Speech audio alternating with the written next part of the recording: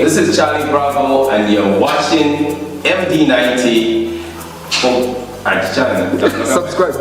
Remember, I don't say follow.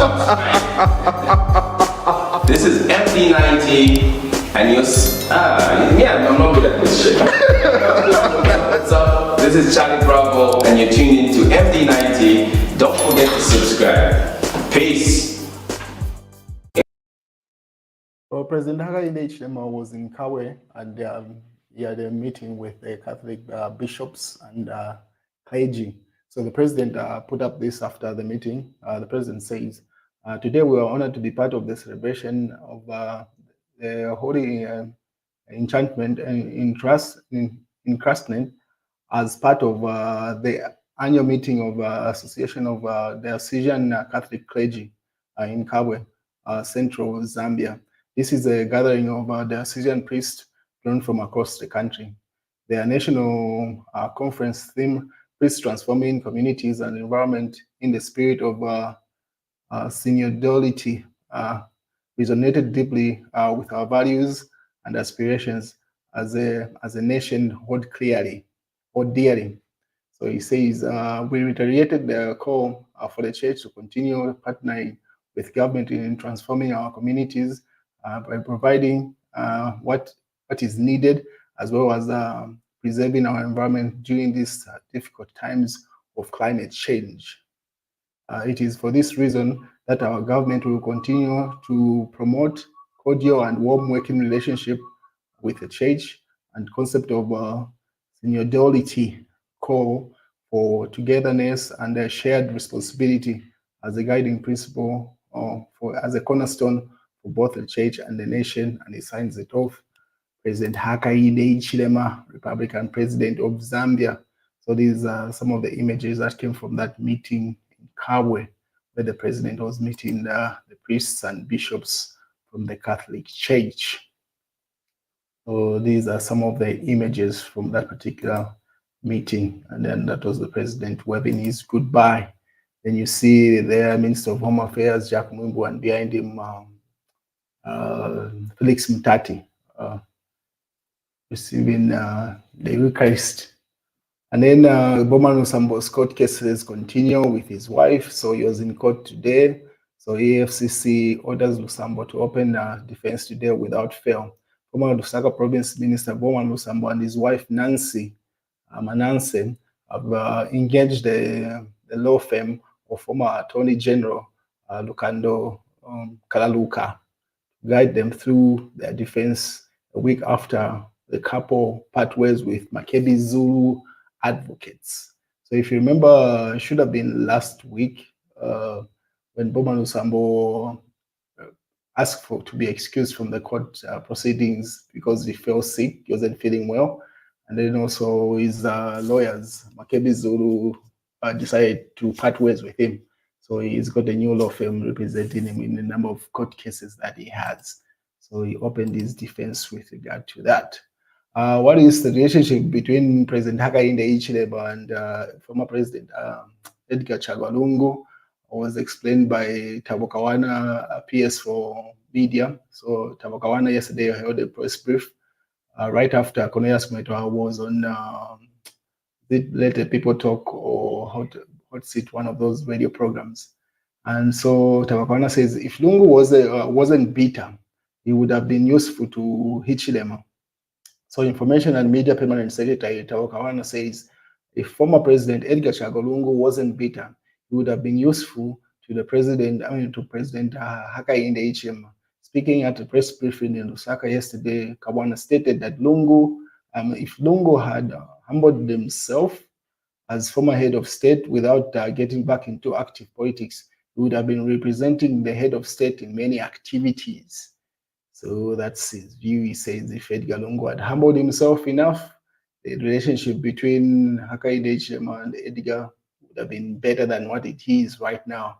And if you remember, there was even a call, should have been a week ago or two, where certain sections of society were advocating that President Hakainde Hichilema sends Edgar Lungu to Zimbabwe to go and rectify whatever issues that we seem to be having with Zimbabwe.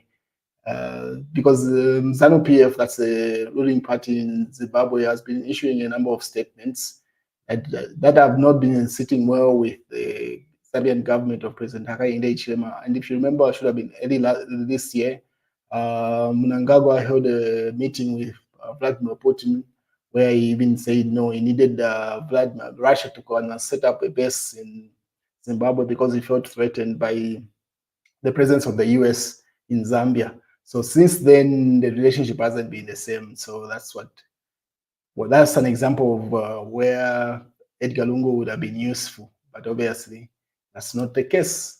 And then obviously this is in the Daily Nation.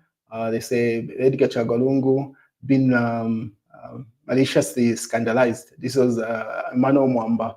So they say, Mano Mwamba says, there is an agenda to maliciously scandalize former President Lungu by linking him to properties he did not own or where the owners are well known in attempt to incite Zambians against the former head of state. So if you remember, there are some properties that have been seized, should be worth 100 million plus kwacha. And those are the properties that Emmanuel Mwamba is referring to there, to say the owners of those properties are well known, but they're trying to link them to Edgar Lungu. And that's what has been reported there. And the issue of load shedding, Mao Sampa put up this. He says, breaking news, Lusaka to remain with no power for 15 days because Mamba Koladi is one of the electric, sub-electric power stations, is on maintenance, care and maintenance. So that's what he was referring to say they'll be on care and maintenance for a couple of days, so 15 days of blackouts. So Mao Sampo was simply saying we should find an alternative there. That's the material member of parliament and also the president of PFB. As you know, PF has got two sections, one for Edgar Lungu and one for Mao Sampa. In fact, the third is a third one also. This is in the mass newspaper. The substitute Hakainde Hichilema, he has lost the argument for seeking a second term of office, argues Musoni. This Musoni was part of the UPND alliance, but he fell off with the UPND alliance just slightly after the elections. Should have been just a couple of months afterwards. So since then, he's been issuing those statements. So he's simply saying there's no need for the head of state to rerun, as you can see from that headline in the mass newspaper. This is in the Real Times. Jobs on the line. NAPS announces the closure of the iconic Society Business Park. So if you know, this is the reason why that building is being closed. It's been developing a number of cracks, and seems like those cracks keep on getting worse, because this image that you see on screen was reported should have been late 2020 or thereabout. But some recent images that have been showing up simply show that the cracks are deepening.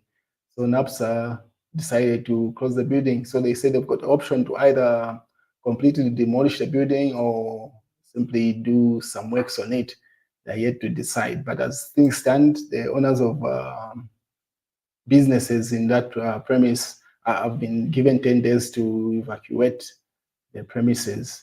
It's a good precautionary decision, and like waiting for a disaster to happen, and then that's when you start remedying it. So we wait and see how that plays out, if it's going to be a complete demolition. So that was the tallest building in Zambia recently. But once it's demolished, that simply means Findeka House goes back to being the tallest building in the country. This is in the News Diggers. They say, well, we do not impose things on Zambians. We learn from one another as equals. So the US envoy. So this is the American envoy simply stating they do not impose anything on Zambia. It's a balanced relationship. That's the news, ladies and gentlemen.